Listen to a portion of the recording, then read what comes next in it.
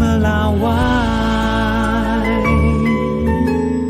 Untuk Kemenko Infrastruktur dan Pembangunan Kewilayahan ini akan menempati gedung atau kantor yang selama ini ditempati oleh Kemenko Marves.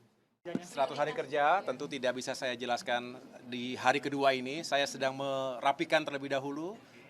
Nanti pada saatnya saya akan laporkan dan saya akan sampaikan kepada publik apa saja yang menjadi target-target pencapaian jangka pendek. Kita tahu ada teori quick wins atau 100 hari kerja ini pertama untuk segera menuntaskan apa yang sedang berproses hari ini. Saya juga harus mengetahui baseline-nya di mana. Makanya tadi saya baru bertemu dengan Bapak Luhut Binsar Panjaitan misalnya sebagai Menko Maritim dan Investasi sebelumnya dan juga cukup banyak mengelola berbagai proyek strategis nasional. Saya ingin belajar sekaligus mengetahui sampai di mana progres ini semua. Ditambah tentunya saya satu persatu ingin mengetahui laporan dari menteri-menteri teknis, apa saja menjadi kendala atau tantangan di lapangan. Sehingga dengan demikian kita carikan solusinya.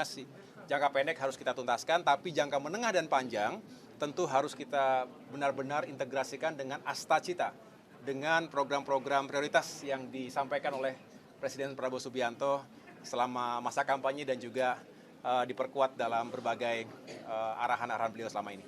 Baik, transmigrasinya ke IKN, Pak. Transmigrasinya ke IKN. Kenapa? Transmigrasinya Kantornya?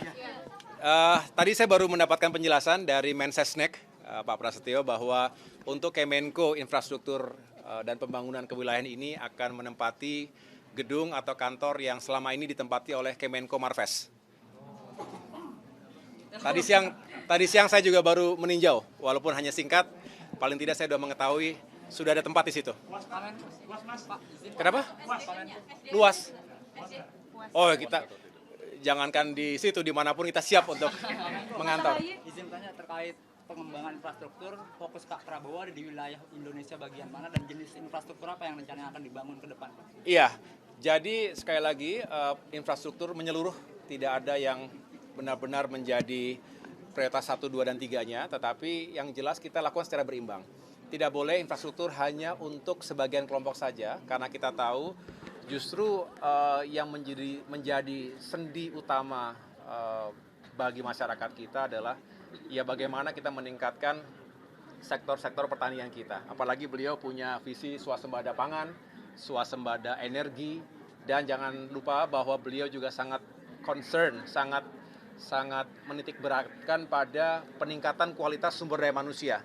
Jadi artinya pembangunan infrastruktur menunjang sektor pendidikan, sektor pelayanan publik, pelayanan kesehatan, termasuk juga peningkatan kesejahteraan, artinya ekonomi rakyat, termasuk para pelaku UMKM, itu bisa semakin berdaya. Artinya infrastruktur bukan hanya megah, yang besar-besar, yang monumental, tapi juga infrastruktur desa untuk bisa membantu para petani kita, nelayan kita juga lebih produktif.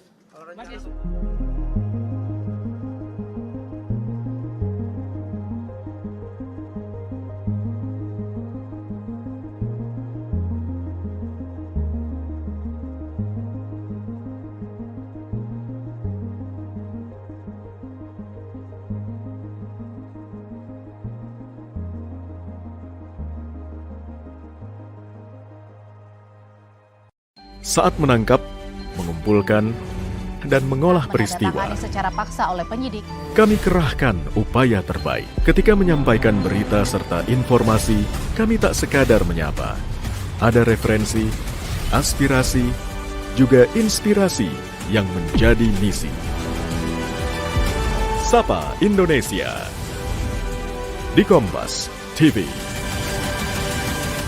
Independen, terpercaya.